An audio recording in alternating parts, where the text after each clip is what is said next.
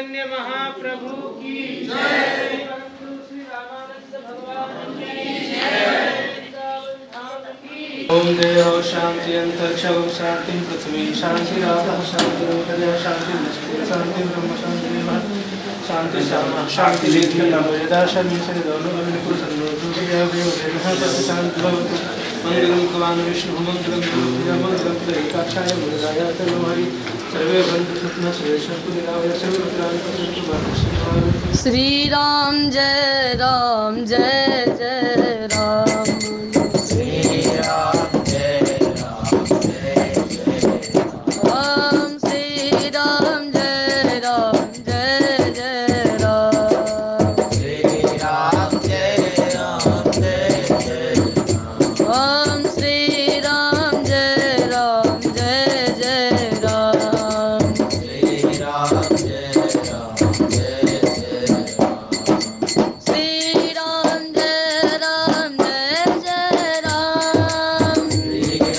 जय राम जय जय राम बोलो श्री राम जय राम।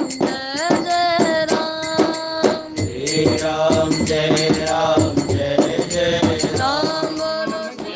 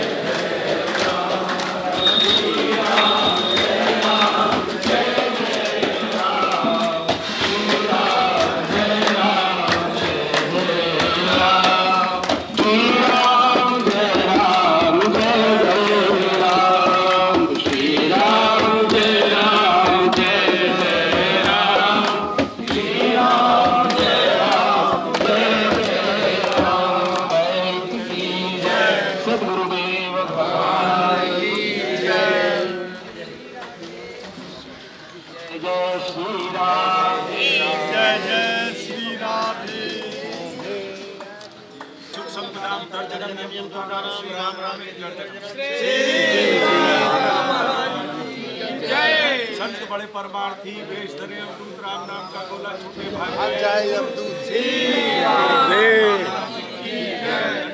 ज्ञानी ध्यानी नागा मामा मामा मामी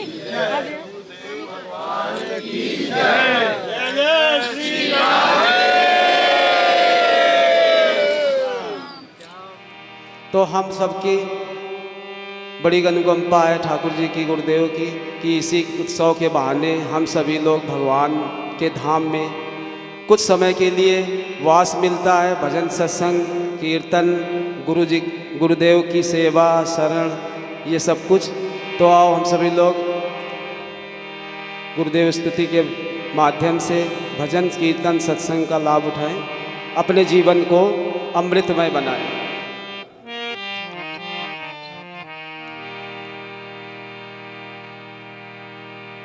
सभी लोग भाव से रासेश्वरी राधा रानी के चरणों में हम सभी लोग मिलकर विनती करते हैं। हे राधे रासेश्वरी चरण धूल की आस, गोपी भाव मिले मोही ऐसी मेरी प्यास। गोपी भाव मिले मोही ऐसी मेरी प्यास। गोपी जन वल्लभ प्रभो हे राधे के श्याम, देहु गोपिका भाव प्रभु हृदय बने निष्काम। देहु गोपिका भाव प्रभु हृदय बने निष्काम। हृदय बने निष्काम। गुरुर्ब्रह्मा गुरुर्विष्णु गुरुर्देवो महेश्वरा, गुरुर्साक्षात् परब्रह्म तस्मै श्री गुरुवे नमः। अखण्डमण्डलाकारं व्याप्तेन चराचरं, तत्पदं दर्शितं येन तस्मै श्री गुरुवे नमः। तस्मै श्री गुरुवे नमः। तस्मै श्री गुरुवे नमः। तस्मै श्री गुरुवे नमः। जयति गुरुदेव नमामि, जयति गुरुदेव नमामि। जयति गुरुदेव नमामि, जयति गुरुदेव नमामि। जयति गुरुदेव नमामि, जयति गुरुदेव नमामि। जयति गुरुदेव नमामि, जयति गुरुदेव नमामि। जयति गुरुदेव नमामि, जयति गुरुदेव नमामि। जयति गुरुदेव नमामि, जयति गुरुदेव नमामि। जयति गुरुदेव नमामि, जयति गुरुदेव नमामि। जयति गुरुदेव नमामि, जयति गुरुदेव नमामि। चरण रज जो भी पाता वही हरि को उरलाता। चरण रज जो भी पाता वही हरि को उरलाता। प्रेम पुलकित गुण गाता, राम से जुड़ता नाता। प्रेम पुलकित गुण गाता, राम से जुड़ता नाता। जयति जय हे निष्कामी, जयति गुरुदेव नमामि। जय हे निष्कामी, जयति गुरुदेव नमामि। सभी लोग भाव से गाएं। जयति गुरुदेव नमामि, जयति गुरुदेव नमामि। राम की भक्ति दे दो, मोह माया सब हर लो। राम की भक्ति दे दो, मोह माया सब हर लो। श्री निज पद का दे दो, विमल नयनों को कर दो। श्री निज पद का दे दो, विमल नयनों को कर दो। रूप तुम खगपत गामी, जयति गुरुदेव नमामि। रूप तुम खगपत गामी, जयति गुरुदेव नमामि। जयति गुरुदेव नमामि, जयति गुरुदेव नमामि।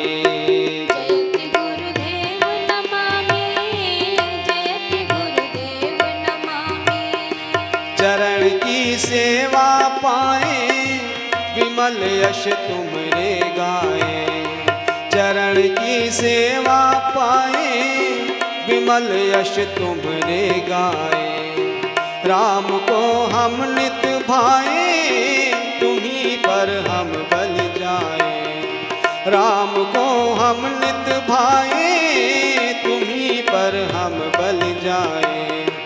पापियों में हम नामी जयति गुरुदेव नमामि, पापियों में हम नामी जयति गुरुदेव नमामि, जयति गुरुदेव नमामि, जयति गुरुदेव नमामि, जयति गुरुदेव नमामि, जयति गुरुदेव नमामि।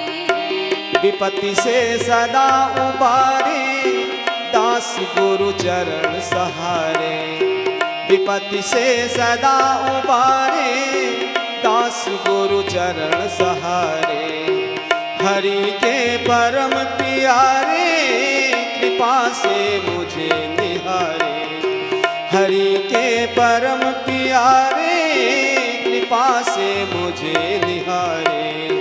दास देवा अनुगामी जयति गुरुदेव नमामि, दास देवा अनुगामी जयति गुरुदेव नमामि, जयति गुरुदेव नमामि, जयति गुरुदेव नमामि, जयति गुरुदेव नमामि, जयति गुरुदेव नमामि, जयति गुरुदेव नमामि, जयति गुरुदेव नमामि, जयति गुरुदेव नमामि, जयति गुरुदेव नमामि।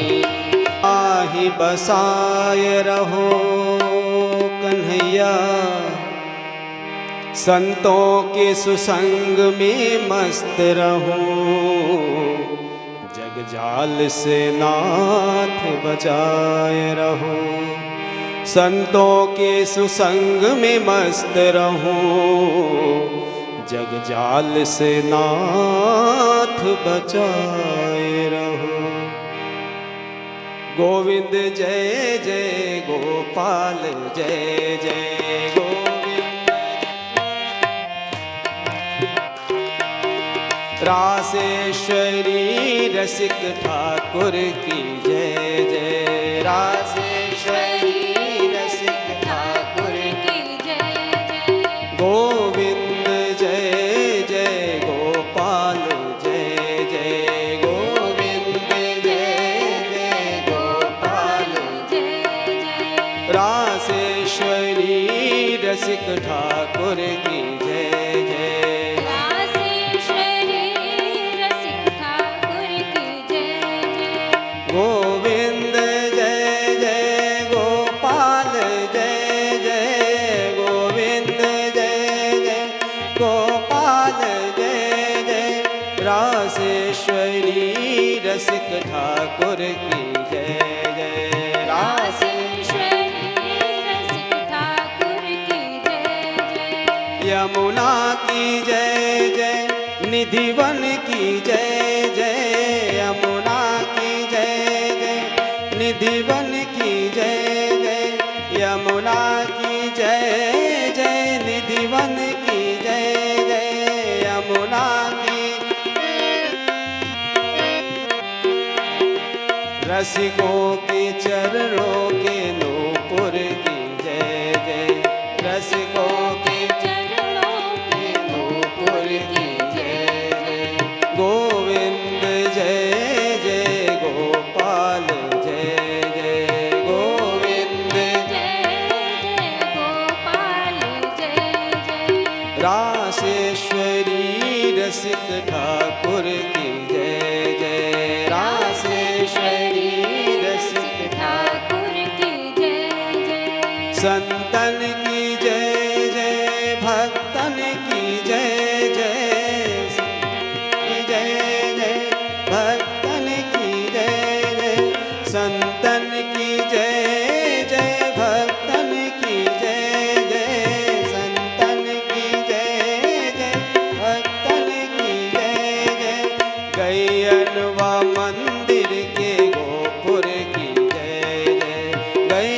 मनवा मंदिर के गोपुर की गोविंद जय जय गोपाल जय जय गोविंद जय गोपाल जय जय रासेश्वरी रसिक ठाकुर की जय जय रासेश्वरी रसिक ठाकुर की जय जय ब्रज रज की जय जय कुंजन की जय जय ब्रज रज की जय जय कुंजन की जय जय देवादास हरि चाकर की जय जय देवादास हरि चाकर की जय जय देवादास हरि चाकर की जय जय देवादास हरि चाकर की जय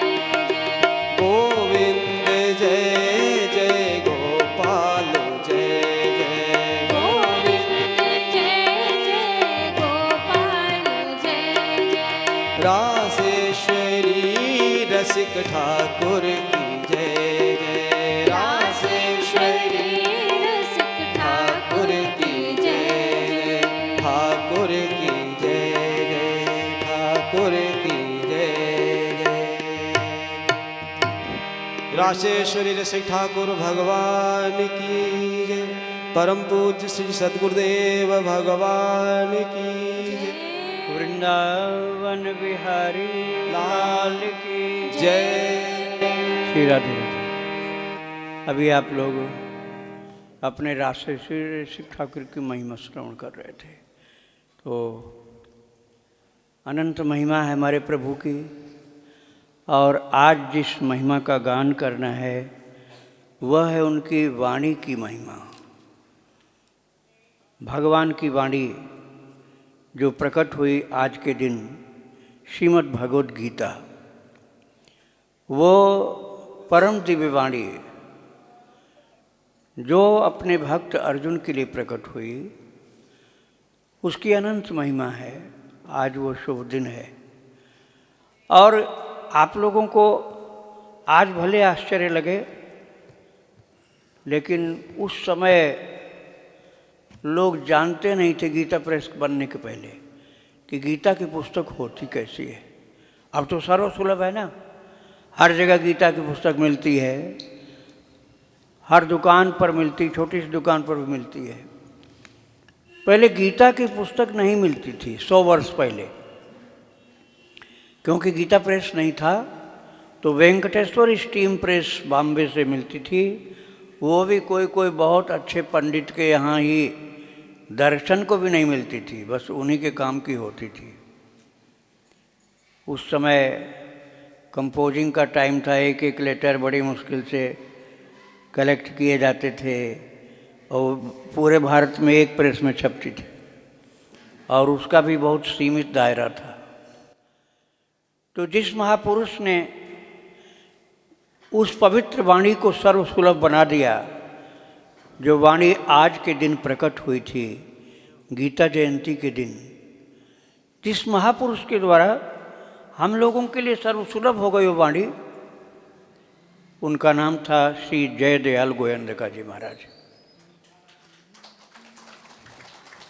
जयदयाल गोयंदका के बारे में श्री राम सुखदास जी, जो अभी सन 2005 तक जीवित थे, सन 2005 तक जीवित थे, मैंने तो बहुत बार दर्शन किया उनका। गंगा किनारे गीता भवन में दर्शन किया, वृंदावन में भी कई बार, हाड़ा कुटीर में और भी कई जगह किया दर्शन। तो वो कहा करते थे, जयदयाल गोयंदका जी को अपना गुरु मानते थे।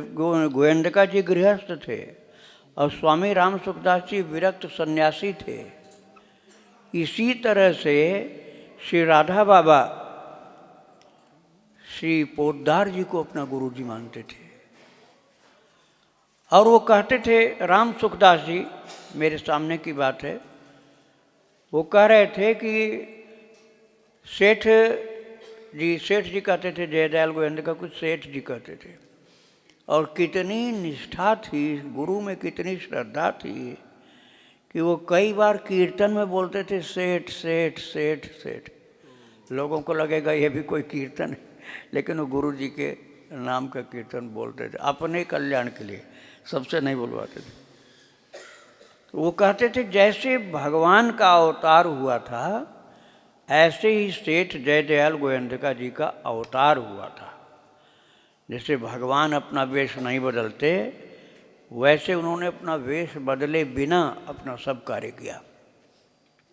श्री राम सुखदास जी महाराज कहते थे यदि मैं 100 वर्ष पहले जन्म लेता या 100 वर्ष बाद जन्म लेता तो मुझे उनका सानिध्य नहीं प्राप्त हो पाता। ये मेरे ऊपर भगवान की बहुत बड़ी कृपा हुई कि सेठ जयदयाल गोयंदका जी के समय में मुझे मनुष्य का शरीर मिला। और महाराज उनके अंदर इतनी शक्ति थी कि उनके अंदर की शक्तियाँ अलग अलग रूपों में प्रकट हुई।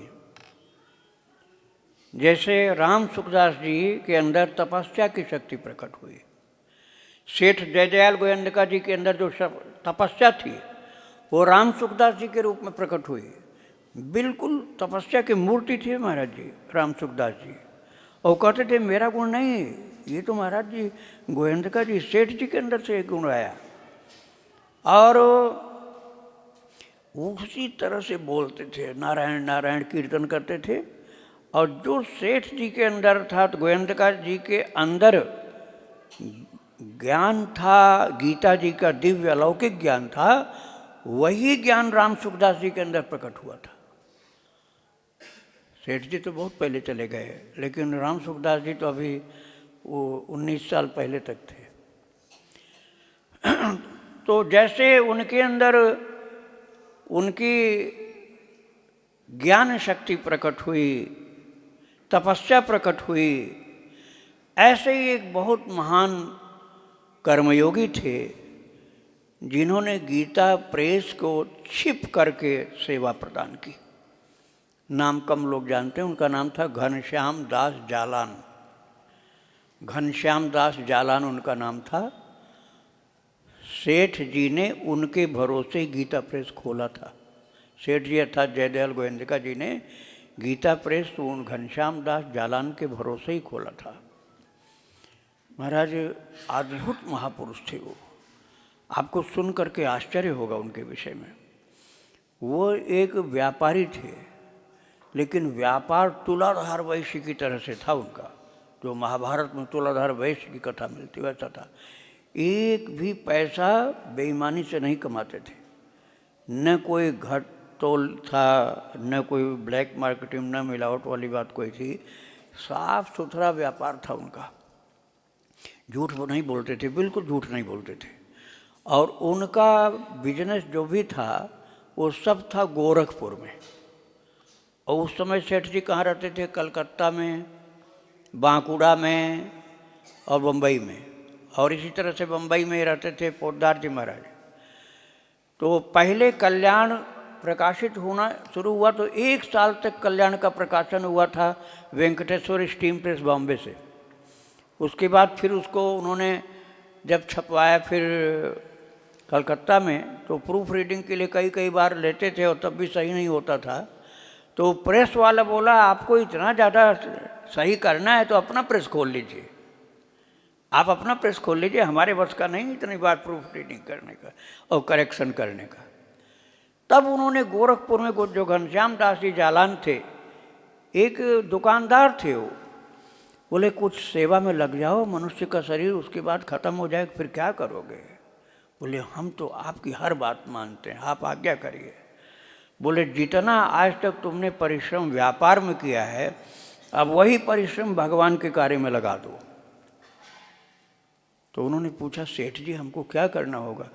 बोले देखो भगवान ने गीता जी के 18वें अध्याय में कहा है, यमं परमं गुह्यं मद्भक्तेषु विशास्यति भक्तिं मयि परां कृत्वा मामे वैश्यत्य संशय न च तस्मान् मनुष्येषु कश्चिन्मे प्रियकृतमः भविता न च मे तस्माद् अन्यः प्रियतरो भुवि।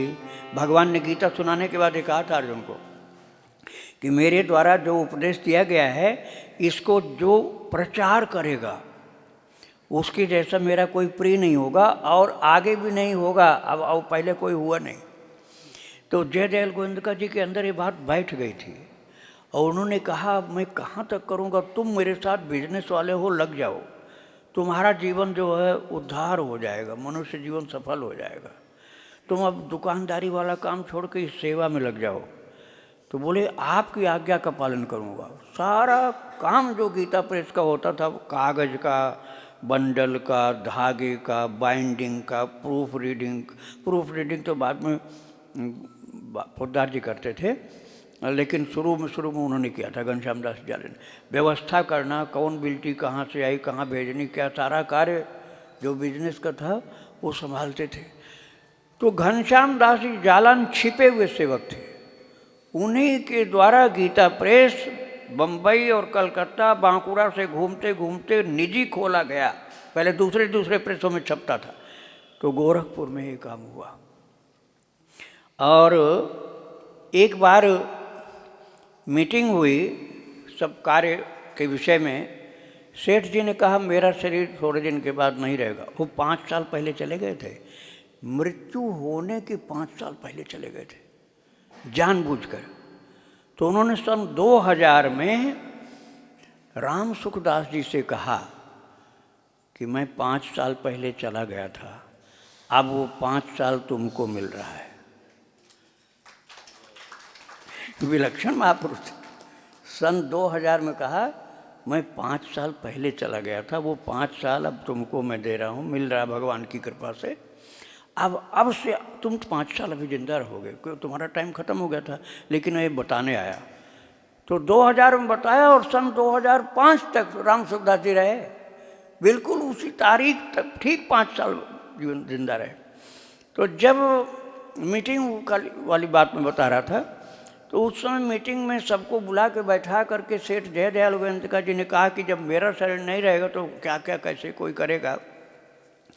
तो महाराज उस समय जो ये घनश्याम दास जालान थे, प्रेस की व्यवस्था जो देखते थे, उन्होंने कहा कि ये वो लोग बतावें जो आपके जाने के बाद रहेंगे।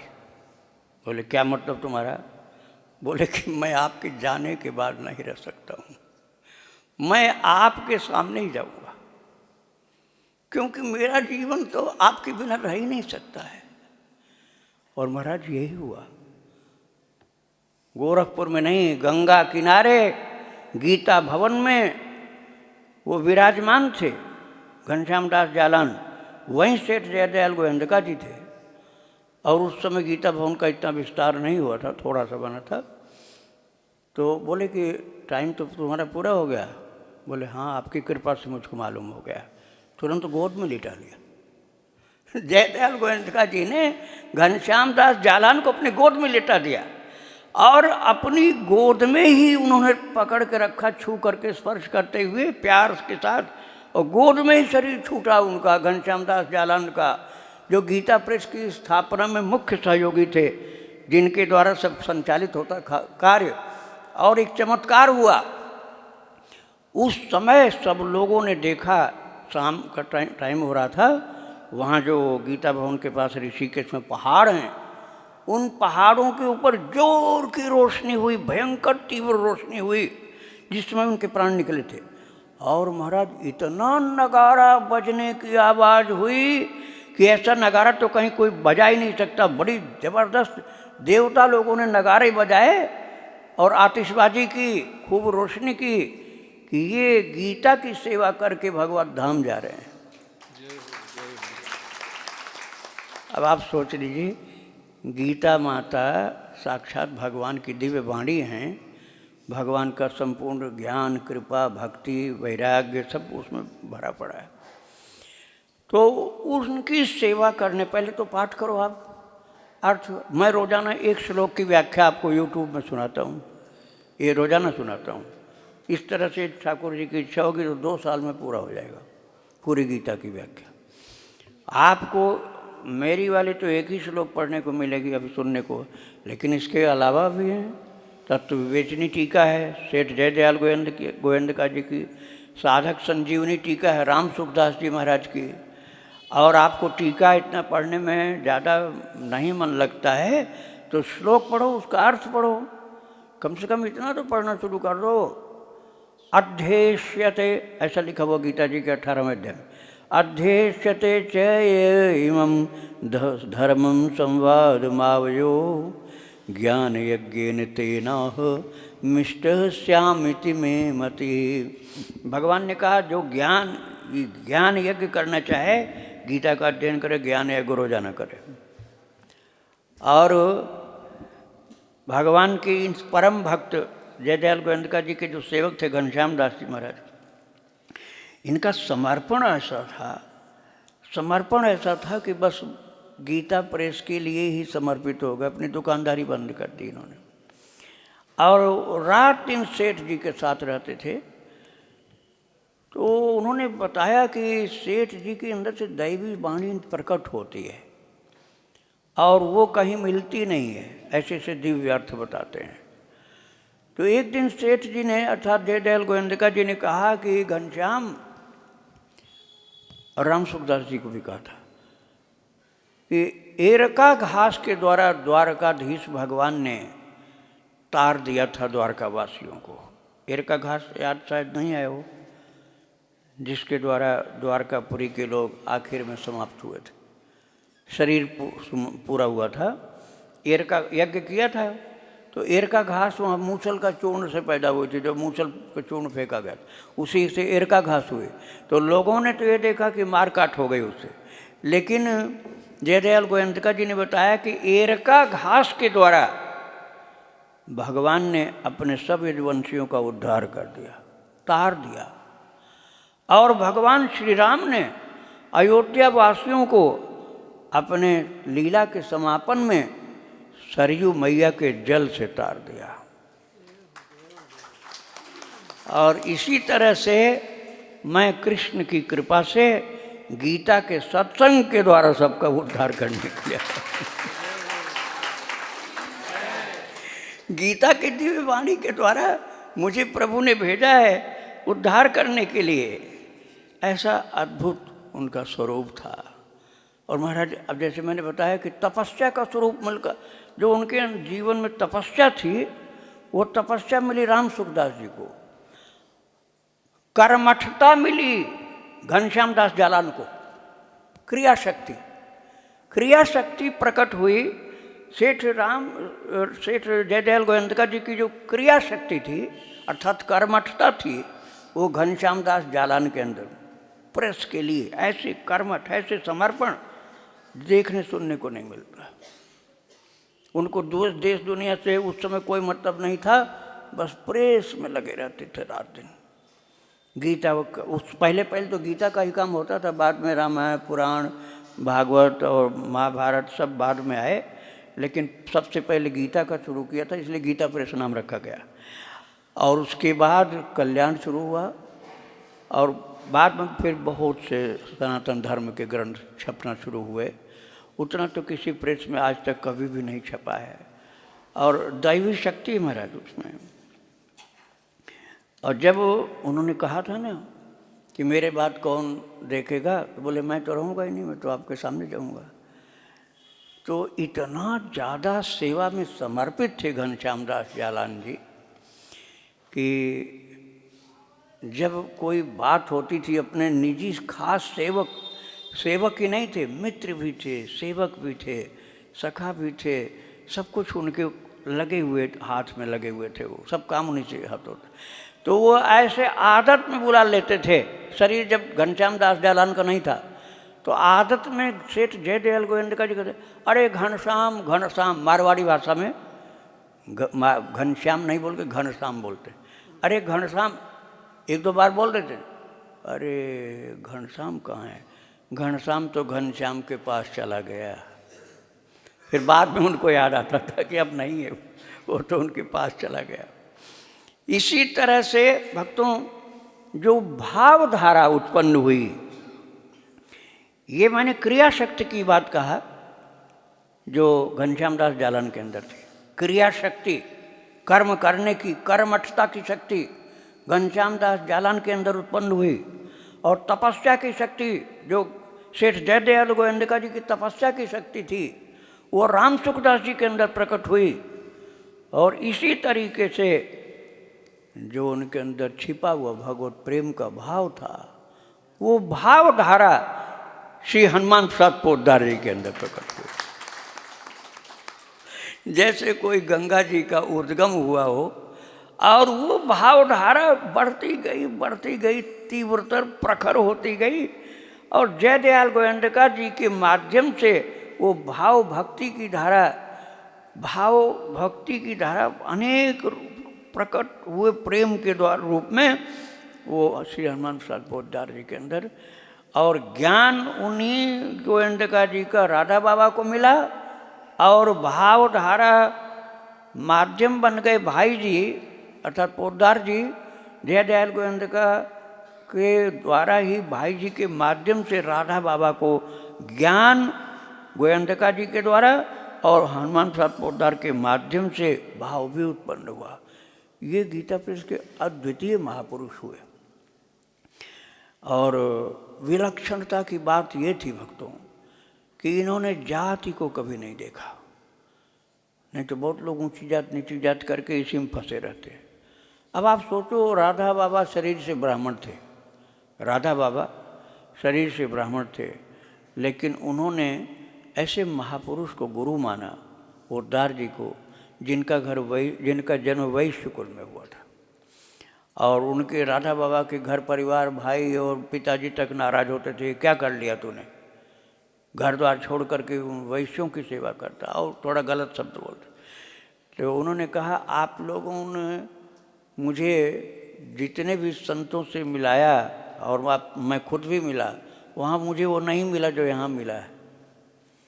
एक बार राम सुखदास जी को, जो लाल कपड़ा, आप लोग जो दर्शन किए होंगे तो जानते होंगे, देखे होंगे, लाल कपड़ा सन्यासी वाला पहनते थे राम सुखदास जी, और वो बिल्कुल तरुण थे, उस समय 30 साल की अवस्था थी उनकी।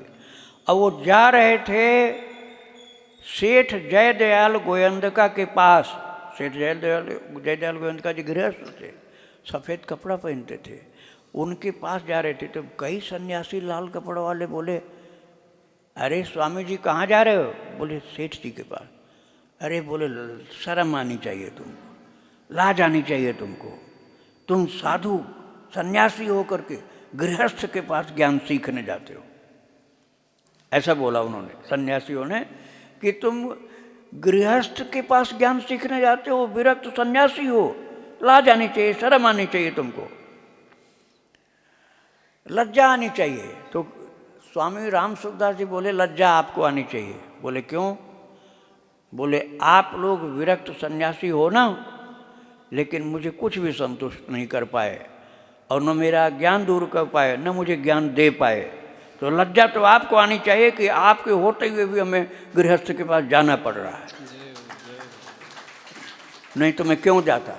यदि आप लोगों से वो ज्ञान मिला होता तो मैं नहीं जाता।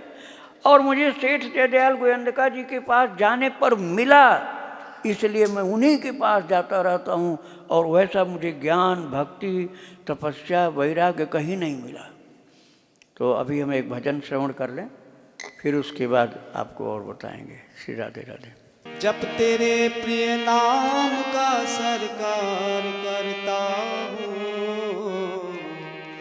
जब तेरे प्रिय नाम का सरकार करता हूँ, सारथी अर्जुन के तुमसे प्यार करता हूँ, सारथी अर्जुन के तुमसे प्यार करता हूँ। जब तेरे प्रिय नाम का सरकार करता हूँ, जब तेरे प्रिय नाम का सरकार करता हूँ, सारथी अर्जुन के तुमसे प्यार करता हूँ, सारथी अर्जुन के तुमसे प्यार करता हूँ।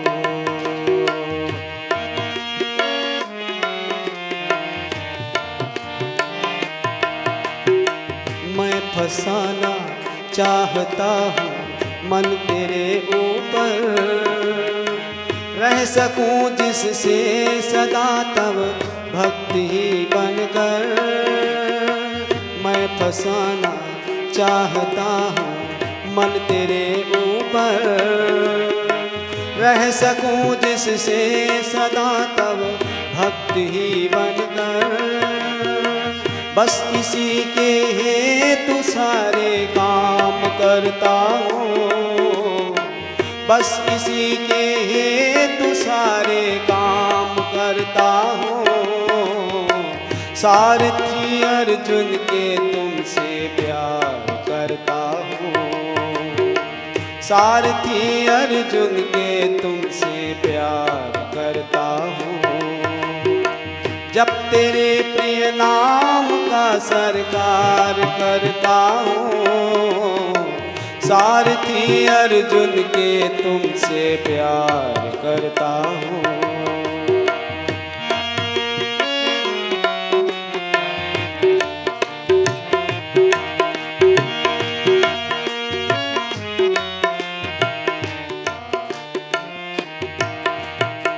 भक्त तेरे जब मिले वंदन करूं पद में, ब्रज की धूली में निमज्जित चूम लूं कद में। भक्त तेरे जब मिले वंदन करूं पद में, ब्रज की धूली में निमज्जित चूम लूं कद में। भाव रसिकों का मिले यह आश करता हूँ, भाव रसिकों का मिले यह आश करता हूँ। सारथी अर्जुन के तुमसे प्यार करता हूँ, सारथी अर्जुन के तुमसे प्यार करता हूँ। जब तेरे प्रिय नाम का सरकार करता हूँ, जब तेरे प्रिय नाम का सरकार करता हूँ। सारथी अर्जुन के तुमसे प्यार करता हूँ, सारथी अर्जुन के तुमसे प्यार करता हूँ।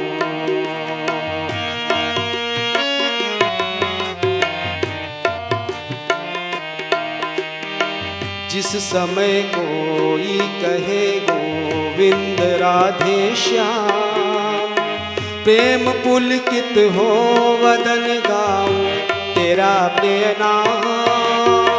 जिस समय कोई कहे गोविंद राधे श्याम, प्रेम पुलकित हो वदन गाऊं तेरा प्रिय नाम।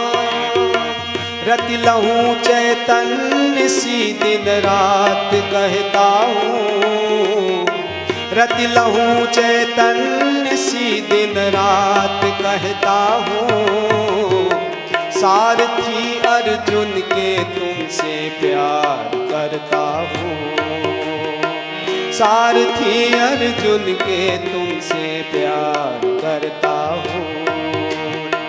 जब तेरे प्रिय नाम का सरकार करता हूँ, सारथी अर्जुन के तुमसे प्यार करता हूँ।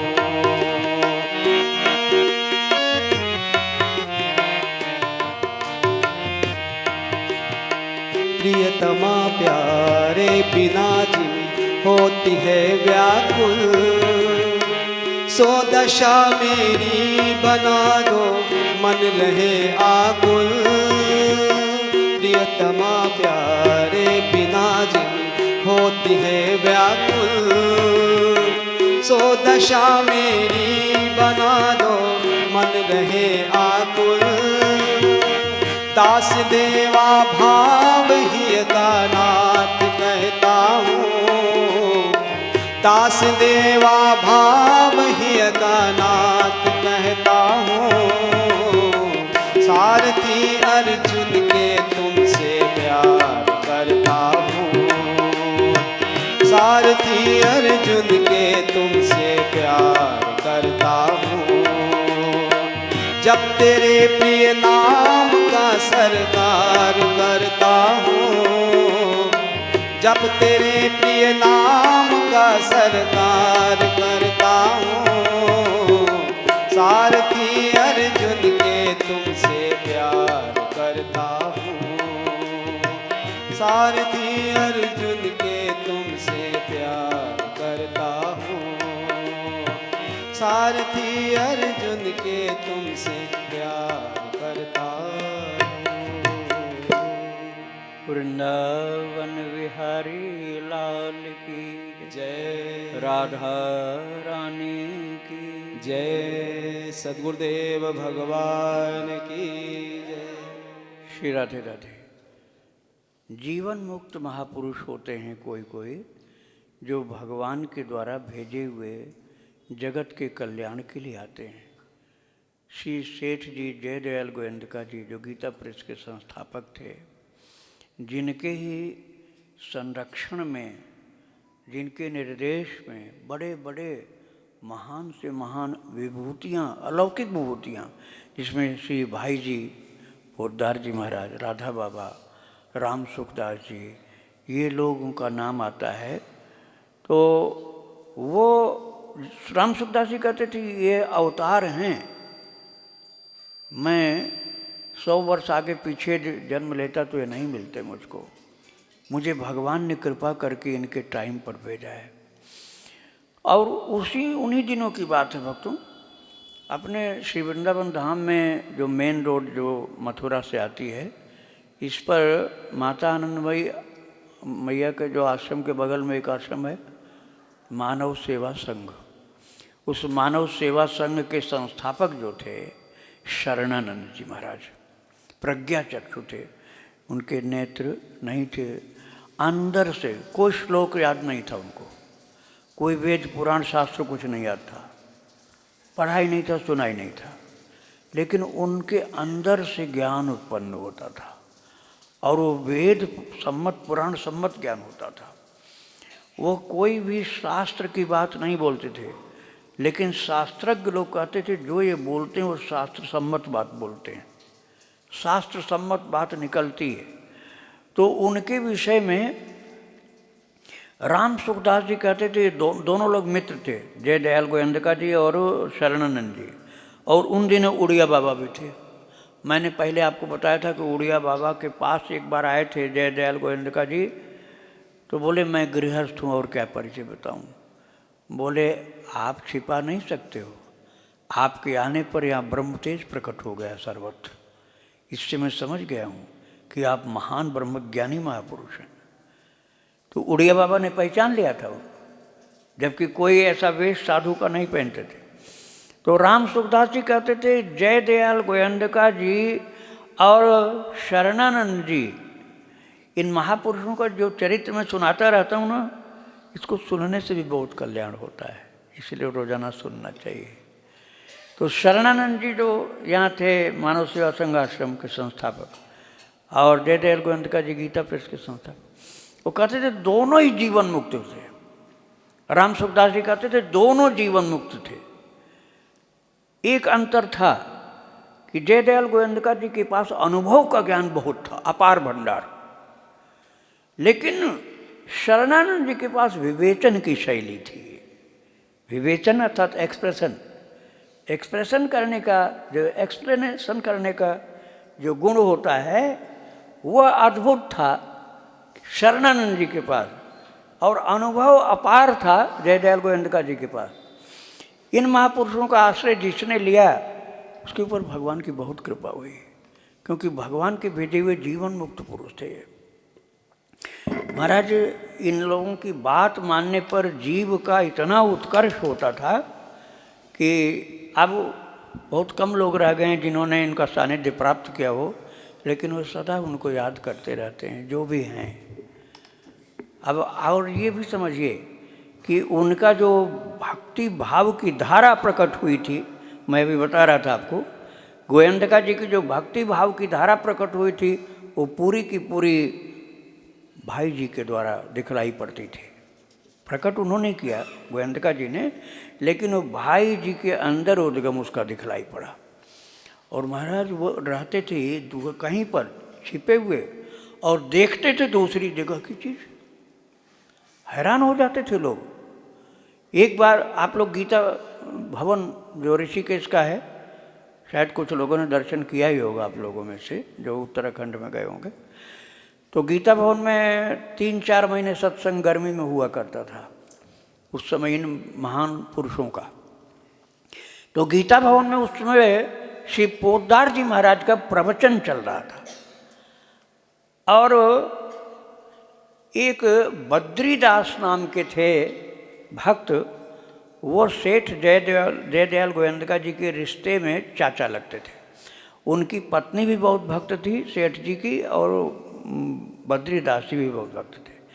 तो जो पत्नी थी बद्रीदास जी की पत्नी, वो अपने कमरे में गीता भवन में रुकी हुई थी और उस समय सत्संग भवन में श्री हनुमान प्रसाद पोद्दार जी का प्रवचन चल रहा था और बद्रीदास जी की पत्नी कहाँ थी? कमरे में, सत्संग भवन में नहीं थी।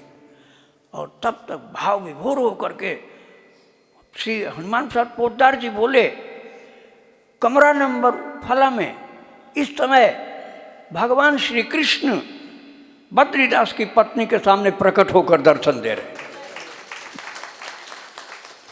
प्रत्यक्ष उसी समय बता दिया कि इसी समय दर्शन दे रहे हैं उनके कमरे में भगवान प्रकट होके। और जयदयाल गोयंदका जी वहीं मंच पर विराजमान थे। तो उस समय बद्रीदास, जिनकी पत्नी की बात बताई जा रही थी, बद्रीदास जी जयदयाल गोयंदका जी से बोले कि शायद भाई जी भावुकता में बोल पड़े, भावुकता में बोल पड़े लगता है। गोयंदका जी ने कहा नहीं, भावुकता में नहीं बोले, सत्य बोले हैं, सत्य बोले हैं। सत्य बोलने हैं ये कहने क्या मतलब हुआ कि भगवान दर्शन दे रहे हैं कमरे में, ये भाई जी भी देख रहे हैं और गोयंदका जी भी देख रहे हैं। इन दोनों महापुरुषों को भगवान का दर्शन वहाँ उस कमरे में बद्रीदास की पत्नी को दर्शन मिल रहा है और ये दोनों महापुरुष सत्संग भवन से उनको पता चल रहा है कि इस समय दर्शन प्रभु दे रहे हैं उनको, बद्रीदास की पत्नी को। तो जब बद्रीदास जो पतिदेव थे वो बोले कि ऐसे भावुकता में बोल रहे, बोले नहीं, दर्शन दे रहे हैं प्रभु, एकदम सत्य है, भावुकता में नहीं बोले हैं। लेकिन भाई जी को ये बोलना नहीं चाहिए था। गोयंदका जी ने कहा लेकिन भाई जी को ये बात बोलनी नहीं चाहिए थी। तो जब स्टेज से उठ करके वो जाने लगे तो इशारा किया, गोयंदका जी ने इशारा किया, पास में बुला के कहा आपने क्यों बोल दिया? प्रवचन में ये बात बोली जाती है कि उस कमरे में भगवान उनको दर्शन दे रहे हैं।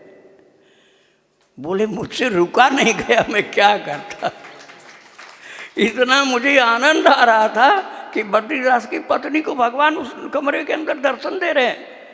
तो मैं जब मुझे दिखलाई पड़ा उनकी कृपा से तो मुझसे रुका ही नहीं गया, इतना आनंद की बाढ़ आ गई कि प्रभु कृपा करके दर्शन दे रहे हैं। तो मैं बोल पड़ा तुरंत।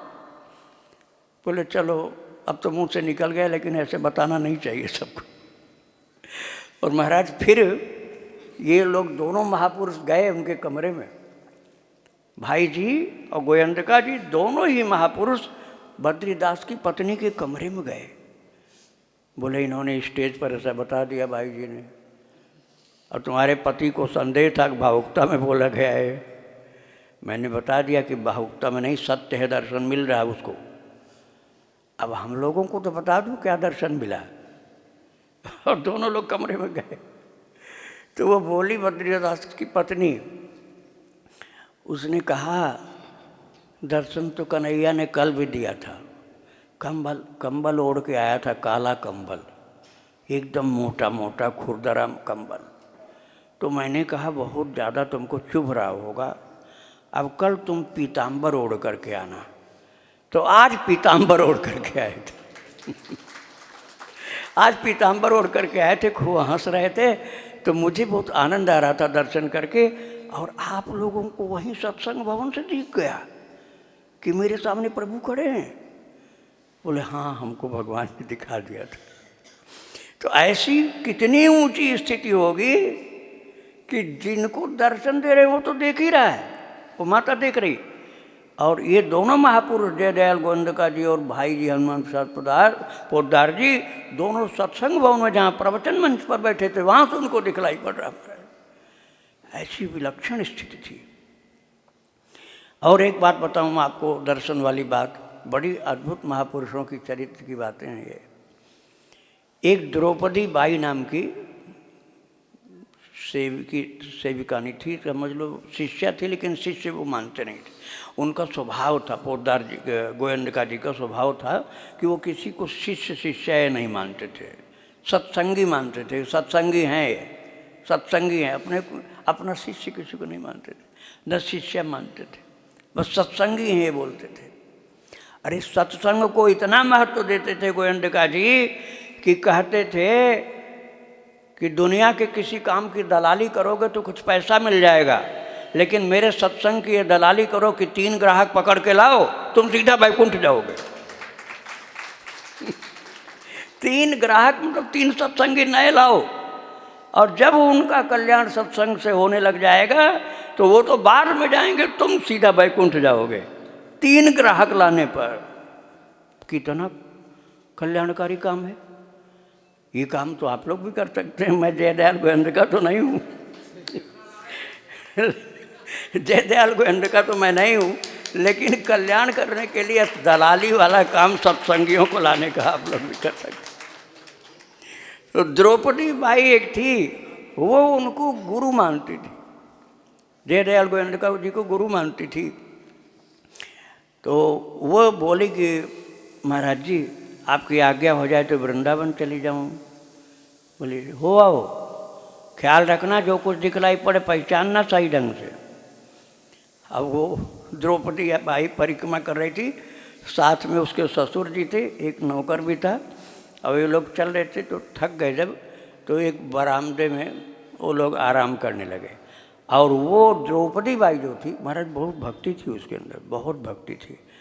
वो छोटी सी एक डलिया में, इसके पहले की बात बता रहा हूँ, छोटी सी डलिया में वो लेके गई थी गोरखपुर में अंगूर। तो किसी ने उसकी डलिया को छोटी देख करके हंसी करके कह दिया, सेठ जी महाराज आज इतना टोकरो भर भर करके अंगूर लाई द्रौपदी बाई की सब सड़ जाएंगे यहाँ। बोले मैं बिना पैसा दिए नहीं लूँगा। अब वो बेचारी दुखी हो गई, वो जाके कमरे में रोने लगी। तो फिर उनके मन में आया कि मैं देखूं, तो देखा छोटी सी डलिया थी। बोले तुमने ये क्या कह दिया, जरा सी डलिया में लाई, तुम कह रहे बड़े बड़े भर के लाई, लाओ धो के लाओ मेरे पास, मैं पाऊँगा इसको। अब वो अपने कमरे में पाने लगे। बोले बुलाओ उसको, द्रौपदी बाई को बुलाओ। अब द्रौपदी थोड़ा डरी डरी सी आई। बोले कि ऐसा अंगूर मैंने जीवन में कभी नहीं खाया, बहुत दिव्य है, ऐसा लगता है जैसे भगवान ने खा के भेजा मेरे पास, रस से भरा हुआ। और सेवक को बोल दिया ये जब तक समाप्त न हो मुझे यही अंगूर दिया करना। इतना प्रेम उनको मिला उस भक्ति भाव से दिए हुए पदार्थ में। उसी को वृंदावन भेजा था द्रौपदी बाई को। उनकी भक्ति का थोड़ा परिचय मैं दे रहा हूँ। तो उन्होंने कहा था जो कुछ मिले थोड़ा पहचानने की कोशिश करना, भगवान के धाम में जा रही हो। तो अब वो बैठी है कहाँ, एक वृक्ष के तले जिसमें छोटा सा चबूतरा बना था। उस समय सड़क नहीं थी परिक्रमा की, तो पगडंडी सी होती थी, तो पेड़ होते थे, पेड़ के नीचे चबूतरे होते थे, कोई थक जाए तो बैठ जाए। मिट्टी के चबूतरे या ईंट कोई लगा दिया नहीं तो मिट्टी के होते थे। अब उसके ससुर और नौकर दोनों एक धर्मशाला की दलान जो बरामदा होता है उसमें लेट गए थे, थक गए थे। अब वो वृक्ष के नीचे चबूतरे पर अकेली बैठी। तब तक उसी चबूतरे के दूसरे कोने पर एक बूढ़ा आदमी आके बैठ गया। उसके हाथ में एक लठिया थी, कंधे पर रखा था, और कंधे पर लठिया जो थी उसके एक किनारे पर एक गठरी लटक रही थी। और लटक करके सांस लेकर थोड़ा जैसे थक गया हो, ऐसे बोला कहाँ से आई हो?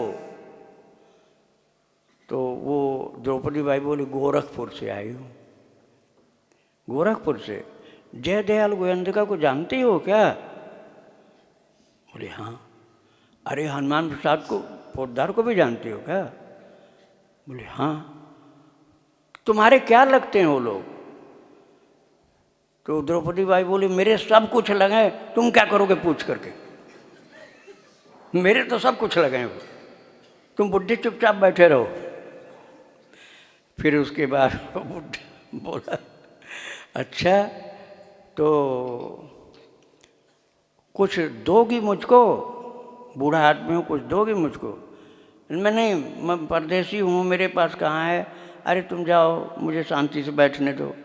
फिर उसने कहा अच्छा नहीं दोगी तो कुछ मुझसे लोगी क्या, मैं दूँ?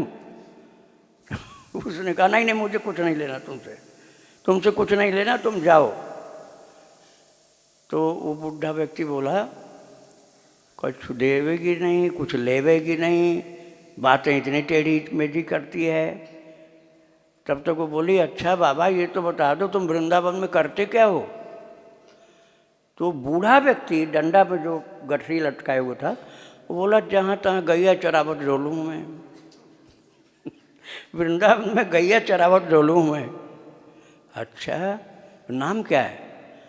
अरे जो जाई नाम से मोह को पुकार दे वह सोई नाम है, उसके पास चला जाऊँ। मतलब कोई निश्चित मेरा नाम नहीं है, जिस नाम से कोई मुझको पुकारे उसी नाम से मैं उसके पास चला जाता हूँ। अच्छा देखो अब मेरे जो साथ के लोग हैं आने वाले, अब जाओ आप जाओ। तो वो वृद्ध व्यक्ति जो था उठ करके आया और मुझके मुंह के पास नीचे मुंह करके ऐसे ऐसे नीचे मुंह करके बोला जाऊं? हाँ जाओ जाओ। तो जब महाराज वो बुढ़ा आदमी जो लाठी लिए हुए जिस पर थोड़ी सी गठरी लटकी हुई थी वो चला तो ऐसे देखने लगी पीछे से कि ये कौन है। 2 कदम चलने के बाद अंतर रहा। अब वो हैरान रह गई कि सेठ जी जयदयाल गोयंदका जी ने कहा था कि कोई मिलेगा तो पहचान लेना, लेकिन मैं तो पहचान ही नहीं पाई। मैंने तो उनको जाने को बोल दिया, ये तो भगवान थे। ये बोले भी कि मैं गैया चरावत डोलू हूँ, अब ये भी बोल दिया जो जिस नाम से पुकारे उसी नाम से उसके पास चला जाता हूँ, तब भी नहीं पहचान पाया। तो ये सिर्फ प्रभु की लीला थी कि इन महापुरुषों का चरण शरण जिसने प्राप्त कर लिया उसके जीवन में अद्भुत अद्भुत दिव्य से दिव्य भक्ति का लाभ प्राप्त हुआ। आइए एक भजन श्रवण करें फिर चर्चा करेंगे।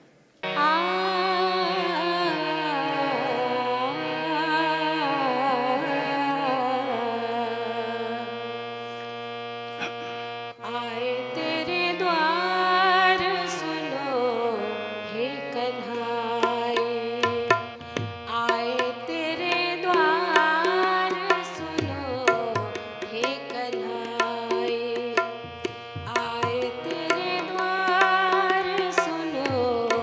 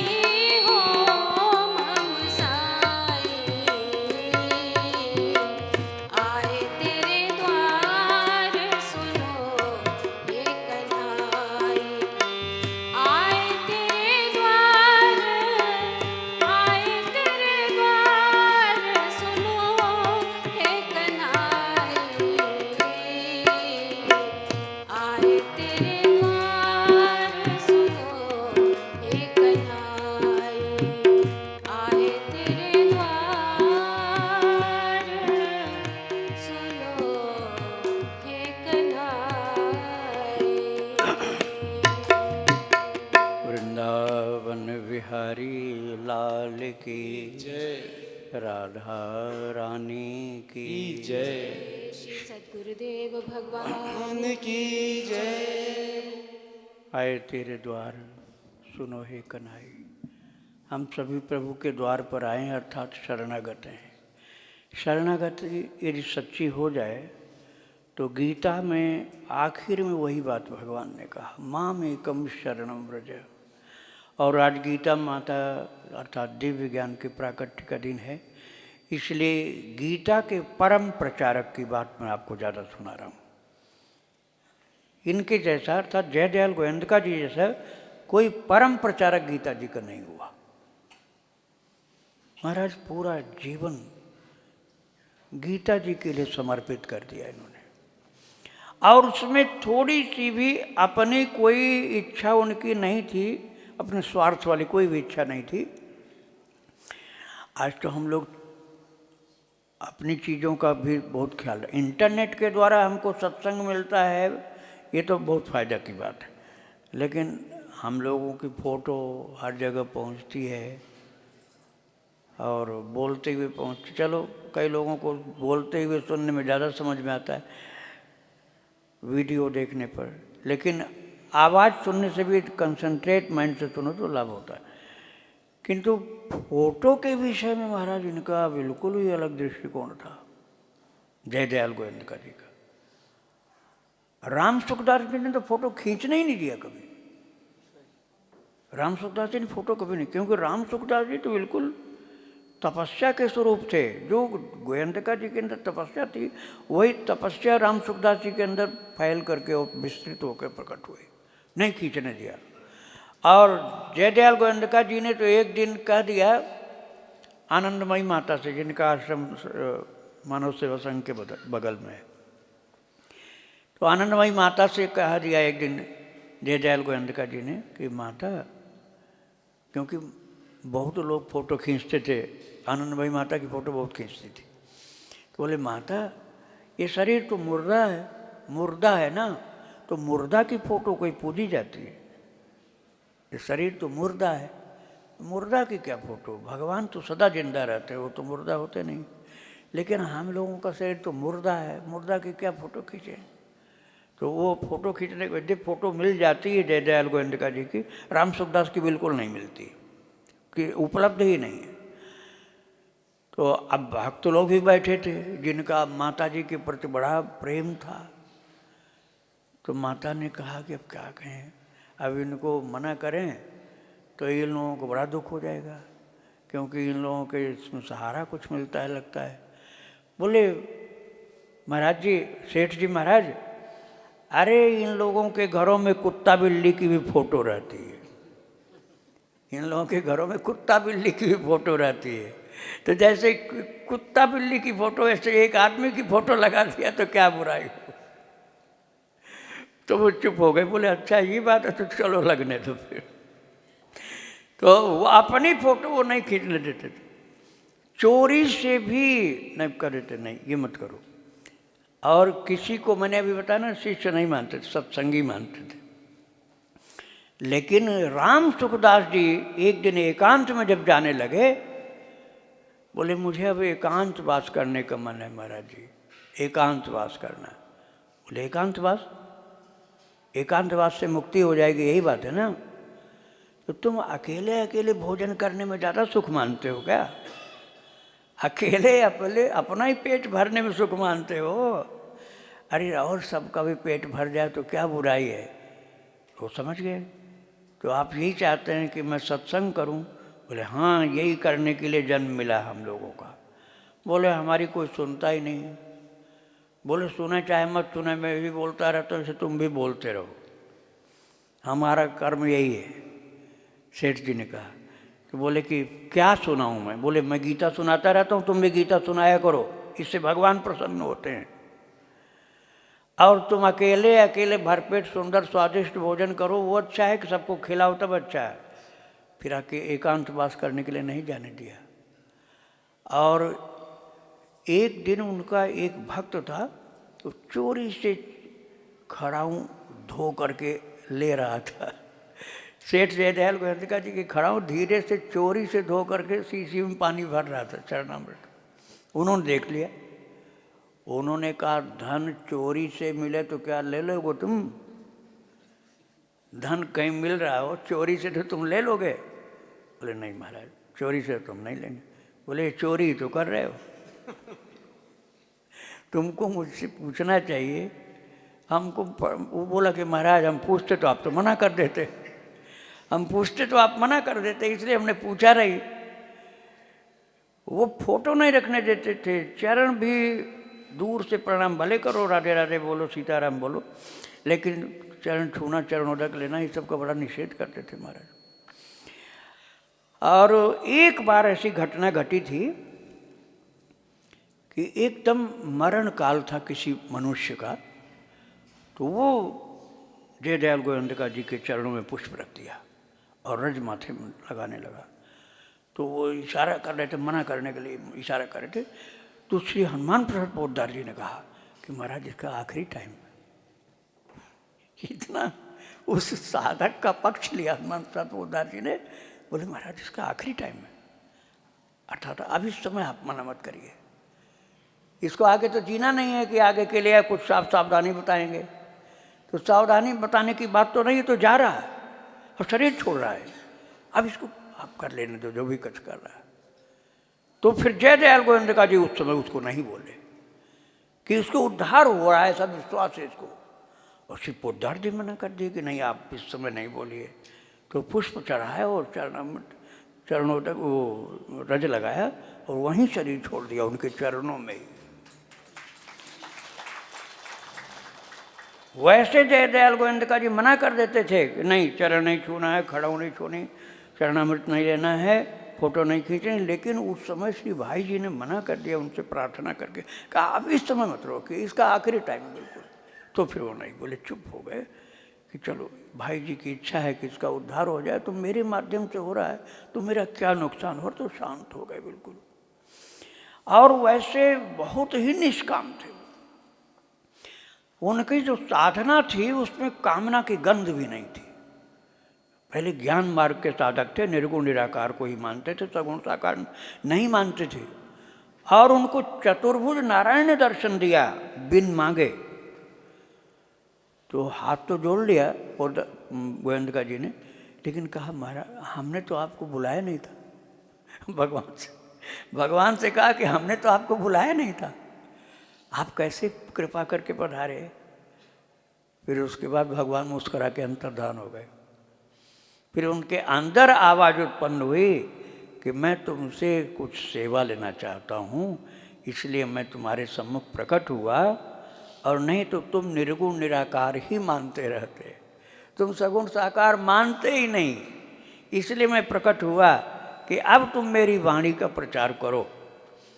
और भक्तों ये बात जयदयाल गोयंतिका जी कहते थे कि यदि मैं चतुर्भुज नारायण का दर्शन नहीं प्राप्त करता, बिन मांगे दर्शन मिला था मुझको, बिन मांगे मिला। अब सोचो कि भगवान को निष्कामता कितनी प्रिय होती होगी कि अधिकतर साधक रोजाना मांगता है दर्शन दीजिए, एक बार दे दीजिए, एक बार, और भगवान दर्शन ही नहीं देते। और बिन मांगे दर्शन मिला। और कहते थे गोयंतिका जी कि यदि ये चतुर्भुज नारायण का दर्शन नहीं मुझे मिलता तो मैं मूर्ति पूजा का विरोधी बन करके रहता जीवन भर, क्योंकि मैं सगुण साकार मानता ही नहीं था। और जब तक चतुर्भुज नारायण मेरे सम्मुख प्रकट हो गए तो अब मानना अनिवार्य हो गया, क्योंकि मैंने अपनी आंखों से देख लिया उनको। और तब मूर्ति पूजा का विरोध की बात जो दिमाग में रहती थी वो अंतर्धान हो गई, वो बात ही खत्म हो गई। तो महाराज अद्भुत इनकी भक्ति थी। और एक एक छोटे से छोटे काम में वो देखते थे कि इस व्यक्ति की हानि न हो जाए। रिक्शा से उतरे, 5 आना, अब आना वाली बात तो बच्चे नहीं समझेंगे ना, आप लोग तो जानते हो, 16 आने का 1 रुपया, तो 1 अन्नी, 2 अन्नी, 8 अन्नी, 6 अन्नी, ये सब चलती थी उसमें। तो 5 आना तय हुआ था कि रिक्शा वाला 5 आना पैसा लेगा।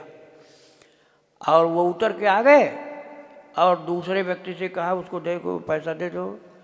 तो जो गया वो व्यक्ति अपने ही ओर से बोल दिया कि क्या पैसा लेना है? बोला 6 आना, 5 आना की जगह 6 आना बोल।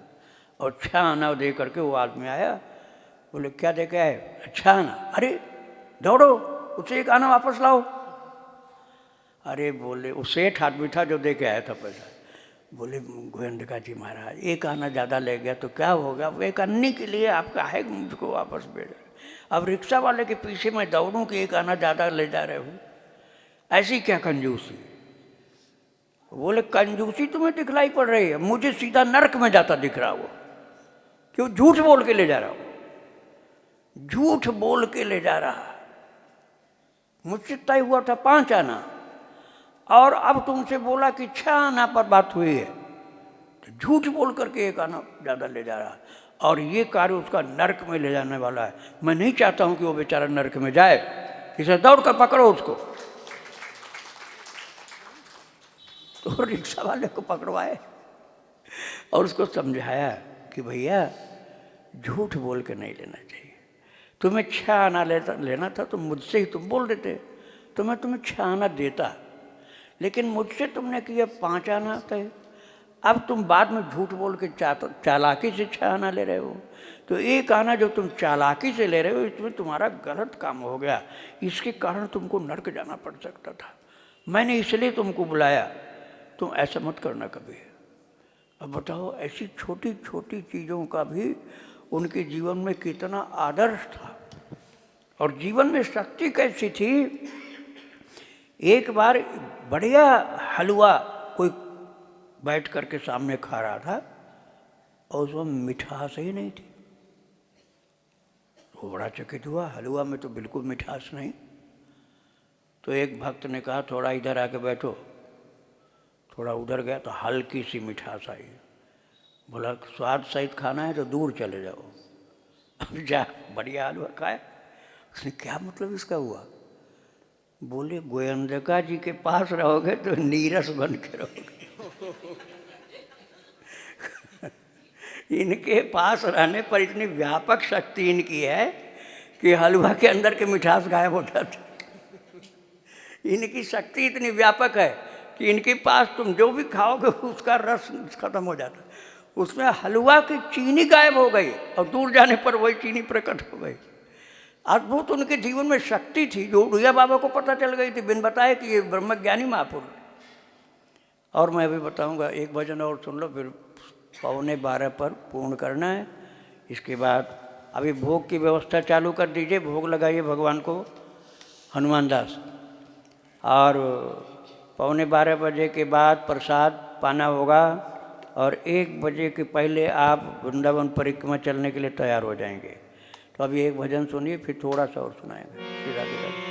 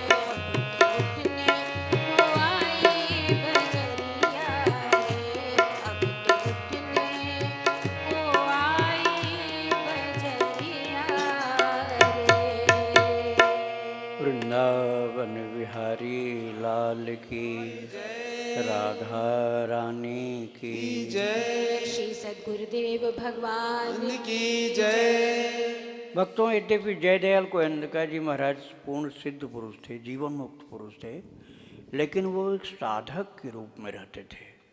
साधक की भूमिका में ही अपने को प्रस्तुत करते थे।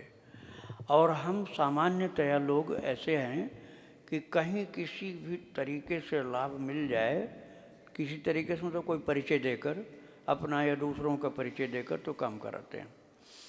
लेकिन जयदयाल गोयंदका जी एक तीर्थ यात्रा में थे, तो एक धर्मशाला में गए और वहाँ उनको कमरा नहीं मिला। तो जब वो निकल के जाने लगे तो मैनेजर जो था धर्मशाला का, उससे एक व्यक्ति ने कहा कि आपने इनको पहचाना नहीं? बोले नहीं, हम तो नहीं पहचाने। अरे बोले, गीता प्रेस के संस्थापक और अध्यक्ष हैं ये जयदयाल गोयंदका जी हैं। तो भागा गया वो बुलाने, महाराज हम पहचान नहीं पाए, आपको कमरा मिलेगा, आप गीता प्रेस के अध्यक्ष सेठ जी हैं, हम आपको पहचान नहीं पाए। बोले अब मैं कमरा नहीं लूँगा। बोले क्यों? बोले मैं गीता प्रेस का अध्यक्ष गीता प्रेस के अंदर रहता हूँ, जब गीता प्रेस का काम करता हूँ, गीता प्रेस के ऑफिस में या कोई उस काम में रहता हूँ, तब मैं गीता प्रेस का अध्यक्ष होता हूँ। अभी मैं तीर्थ यात्री हूँ, अब मैं गीता प्रेस का अध्यक्ष नहीं, जयदयाल गोयंदका तीर्थ यात्री हूँ, इसलिए मैं गीता प्रेस के नाम पर लाभ नहीं उठा सकता हूँ।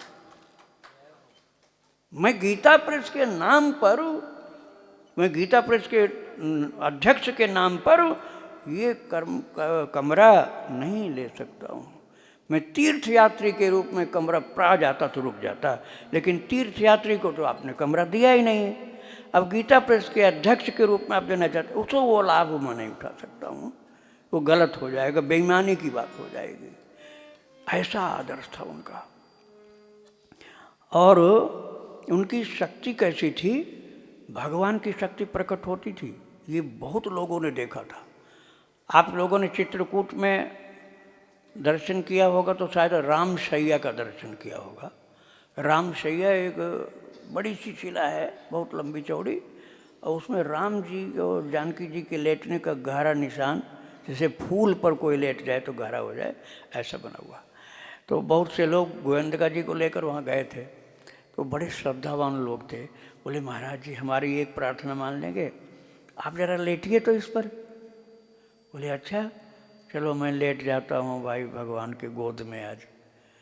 तो इस भाव से वो लेट गए और सब देख के हैरान हो गए कि इतनी लंबी शिला, जितना बड़ा आदमी कोई मिलेगा नहीं आजकल।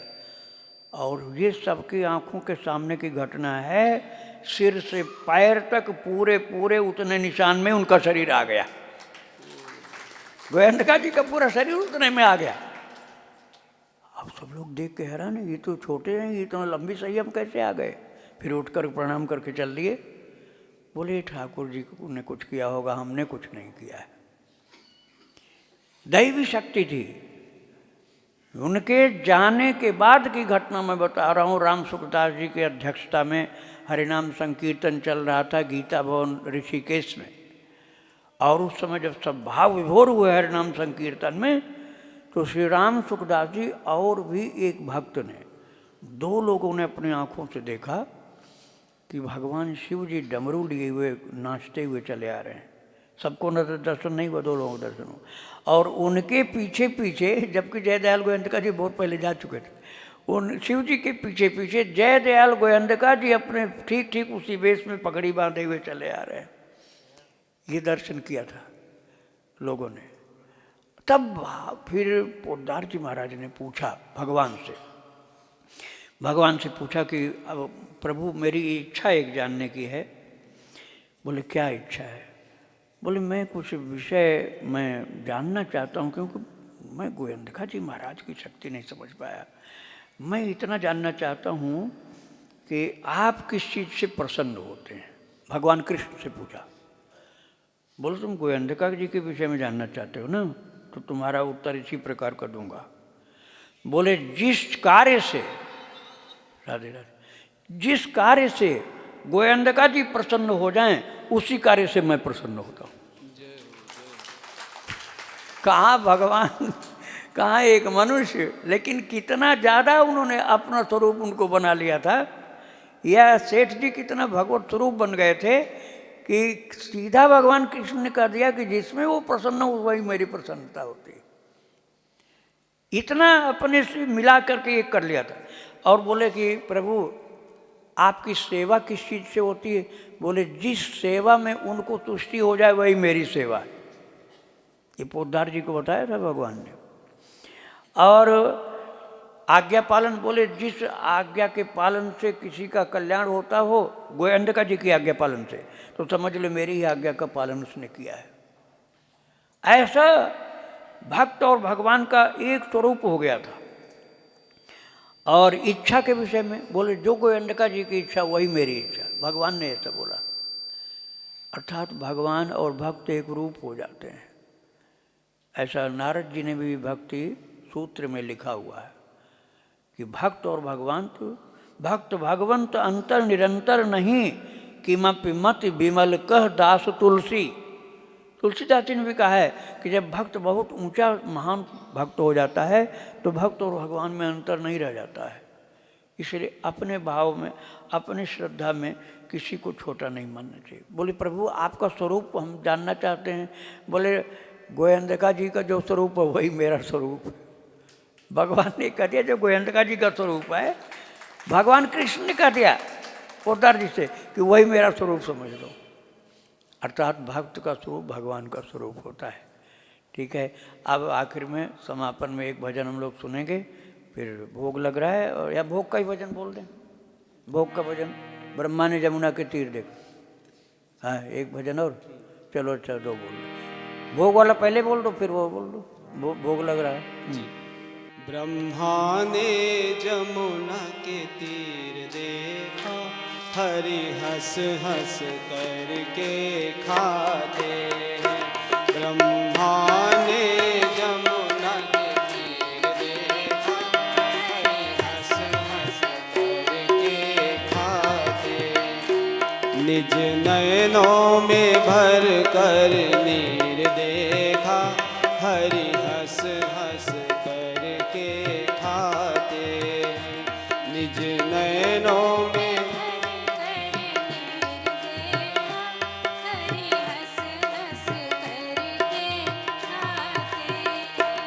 सोचे कि ग्वाले गए चले,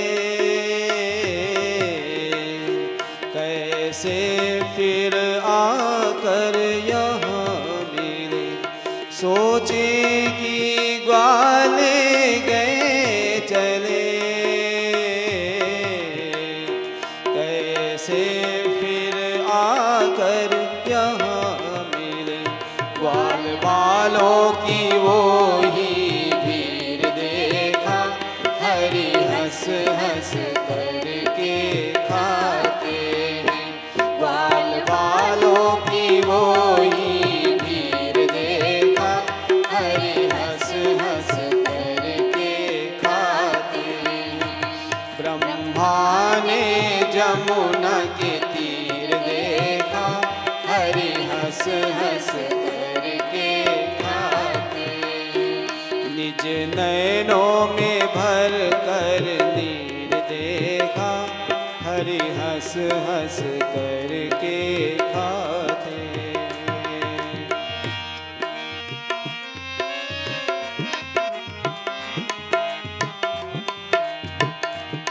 श्री कृष्ण चंद्र तेरी क्या माया,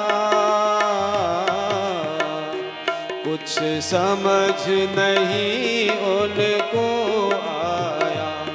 श्री कृष्ण चंद्र तेरी क्या माया,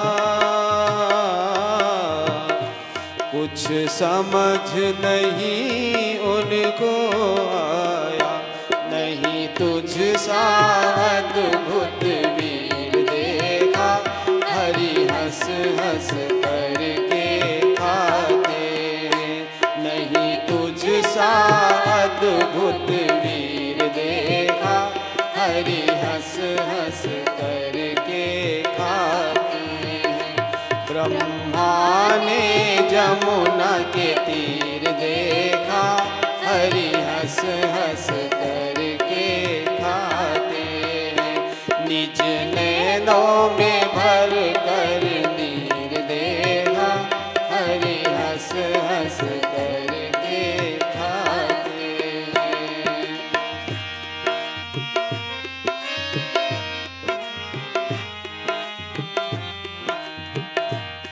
चरणों में दंड की तरह पड़े, नैनों से अश्रु के बूंद झड़े।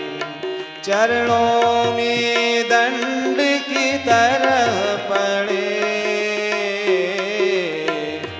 नैनों से अश्रु के बूंद झड़े।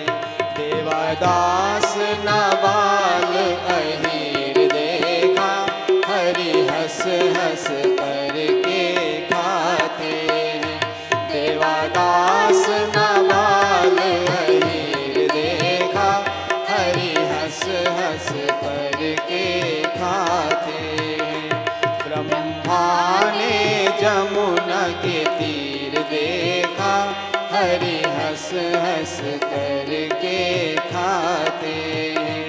निज नैनों में भर कर नीर देखा, हरि हंस हंस करके खाते हैं। हरि हंस हंस करके खाते हैं। हरि हंस हंस करके खाते हैं। वृंदावन विहारी लाल की जय, राधा रानी की श्री जय, सद्गुरुदेव भगवान की जय। ले लो। बाजा बढ़ा दीजिए। एक भजन आप लोग और सुनने जा रहे हैं। यमुना जी के किनारे गोपियाँ भगवान कृष्ण का दर्शन करने के लिए गई हैं और कन्हैया को देखने के बाद उनके मन में बहुत सा संदेह, भ्रम, भाव सब उत्पन्न होता है और किस प्रकार से प्रभु अपने वचनों के द्वारा उनको निस्संदेह, निष्भ्रम कर देते हैं और प्रेम विभोर कर देते हैं। वही झांकी इस भजन में है। आप श्रवण करिए। श्री राधे। श्री यमुना जी की जय। श्री यमुना जी के तट पर गोपी कृष्ण मिलन। श्याम सुंदर निरख उनकी अनुरागिनी, श्याम सुंदर निरख उनकी अनुरागिनी, जाके सम्मुख खड़ी की खड़ी रह गई। श्याम सुंदर निरख उनकी अनुरागिनी, श्याम सुंदर निरख उनकी अनुरागिनी, जाके सम्मुख खड़ी की खड़ी रह गई। जाके सम्मुख खड़ी की खड़ी रह गई। भक्त देखे प्रभु वा प्रभु भक्त को, भक्त देखे प्रभु वा प्रभु भक्त को, चार अखियाँ लड़ी की लड़ी रह गई। चार अखियाँ लड़ी की लड़ी रह गई। श्याम सुंदर निरख उनकी अनुरागिनी, श्याम सुंदर निरख उनकी अनुरागिनी, जाके सम्मुख खड़ी की खड़ी रह गई। जाके सम्मुख खड़ी की खड़ी रह गई।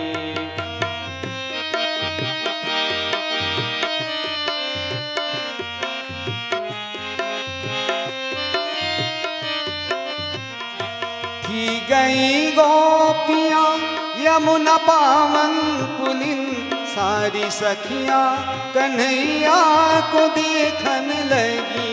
सारी सखियाँ कन्हैया को देखन लगी। थी गई गोपियाँ यमुना पावन पुलिन, सारी सखियाँ कन्हैया को देखन लगी। सारी सखियां कन्हैया को देखन लगी, देखते ही नजर मिल गई श्याम से, देखते ही नजर मिल गई श्याम से। जो जहाँ थी खड़ी की खड़ी रह गई, जो जहाँ थी खड़ी की खड़ी रह गई।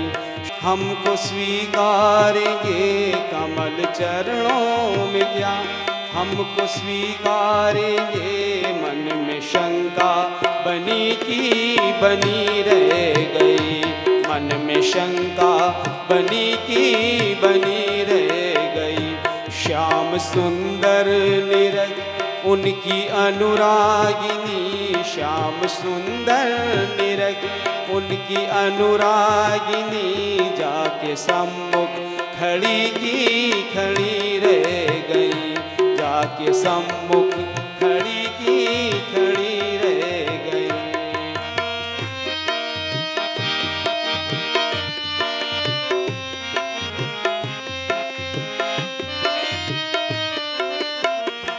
युगल विह से तभी प्रेम से देख कर, तुम हमारी सखी मैं तुम्हारा ही वर।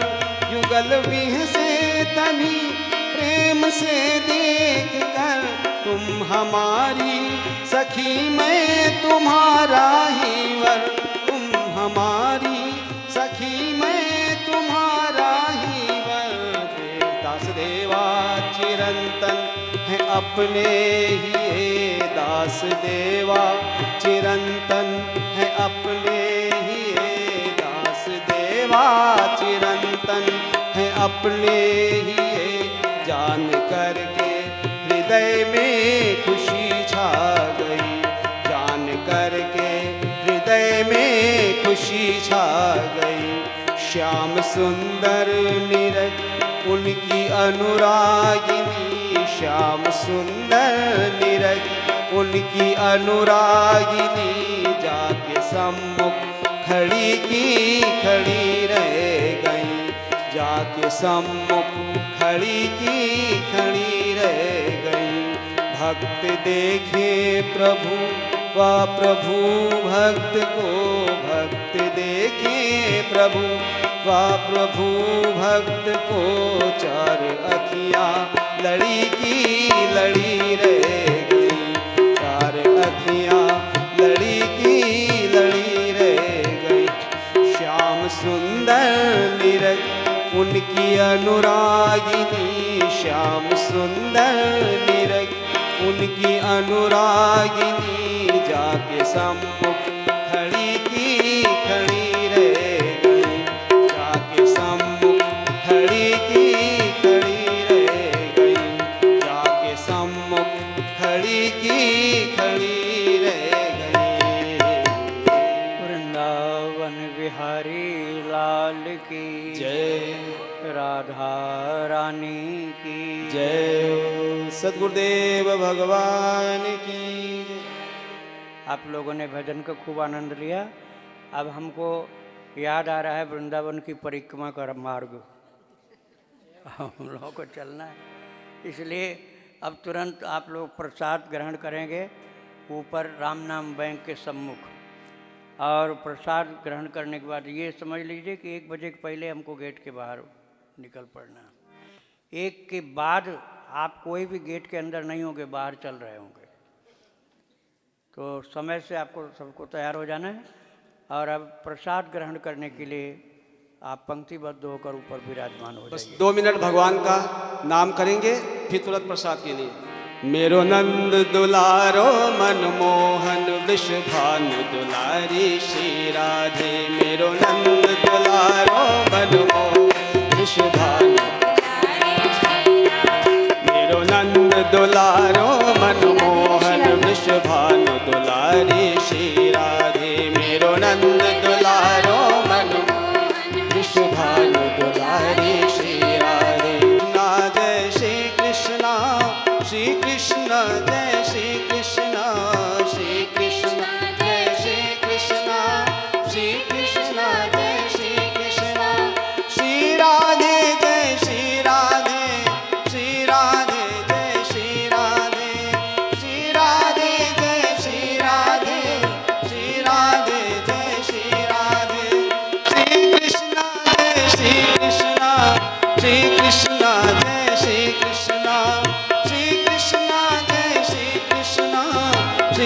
कृष्णा जय श्री कृष्णा मेरो नंद दुलारो मनमोहन विश्वभानु दुलारी श्री राम।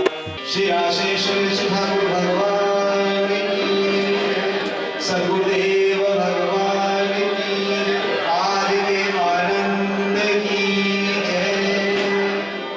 सभी भक्तों से विनम्र अनुरोध है कि अति शीघ्र प्रसाद ग्रहण करके और 1 बजे सभी को परिक्रमा के लिए गुरुदेव के साथ प्रस्थान करना है।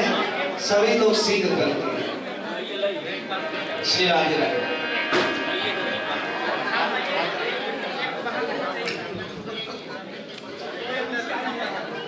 सभी से अनुरोध है कि हमारे हनुमानदास जी का एक आदेश है कि 1 बजे के बाद सभी लोग गेट के बाहर प्रस्थान करें। सब लोग पहुंचे और गुरुदेव के साथ परिक्रमा करने के लिए सभी लोग चले। जयति गुरुदेव नमामि, जयति गुरुदेव नमामि, जयति गुरुदेव नमामि, जयति गुरुदेव नमामि, जयति गुरुदेव नमामि, जयति गुरुदेव नमामि, जयति गुरुदेव नमामि, जयति गुरुदेव नमामि, जयति गुरुदेव नमामि, जयति गुरुदेव नमामि, जयति गुरुदेव नमामि, जयति गुरुदेव